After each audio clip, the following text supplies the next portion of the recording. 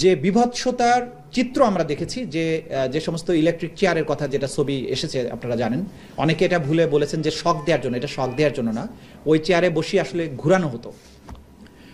একটা চেয়ারকে বসিয়ে যখন হাত পা বেঁধে দিয়ে ঘুরানো হয়, কি পরিণতি হতে পারে আপনারা সেই বিভৎসতা কল্পনা করতে পারেন। একটা মেয়ে নারী ভিকটিমের কথা আমরা শুনেছি, তা একটা 11 বছরের মেয়ে, তাকে তার মা সহ গ্রেপ্তার করা হয়েছিল, তুলে নেওয়া হয়েছিল। আসলে তার মাকে তার সামনে হাত করা বেঁধে পুলিশ সদস্যরা তাকে নির্যাতন করেছে, কান্নাকাটি করেছে। সে মোটা ছিল, তার ভেতরে হাত করাটা কেটে মাংসের মধ্যে বসে গেছে। 11 বছরের বাচ্চাটা পাশেই একই জায়গায় বেঁধে রাখা হয়েছে, চোখ বেঁধে রাখা হতো। বাথরুম করতে গেছে, হাত করা খুলে দেয়নি মহিলা। তার মেয়ে, 11 বছরের মেয়ে, তখন তাকে সাহায্য করেছে, তার হাত করাটা খুলে দিয়েছে। একটা 11 বছরের বাচ্চা সহ একটা নারী রেহাই পায়নি, পুরুষ সদস্যরা তাকে নির্যাতন করেছে এবং ওই মা আজও ফিরে আসেনি।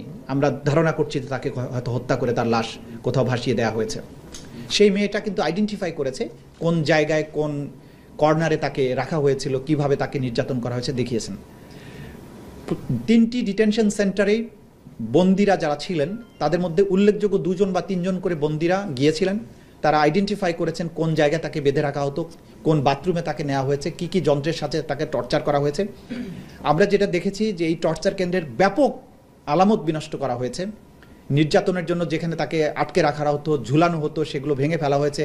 অনেক আলামত আমরা জব্দ করেছি। ইলেকট্রিক শক দেওয়ার ব্যবস্থা ছিল, চোখ বেঁধে রাখা হতো। 3 feet by 3 feet, 2 feet by 3 feet cell, সেগুলো প্রধান উপদেষ্টা দেখেছেন, তিনি নিজে ঢুকেছেন সেগুলোর ভেতরে। অর্থাৎ একটা মানুষকে পৈশাচিক পদ্ধতিতে কত নির্মমভাবে নির্যাতন করা যায়, এই বন্দিশালাগুলো ভিজিট না করলে একজন মানুষের পক্ষে বিশ্বাস করাটাই কঠিন ছিল। আমরা যেটা বারবার বলেছি যে এই নির্যাতন কেন্দ্রগুলো ছিল এবং যারা এর সাথে সম্পৃক্ত তাদেরকেই কিন্তু আমরা গ্রেপ্তারের জন্য বা এই বিচারের জন্য মুখোমুখি করতে চাই।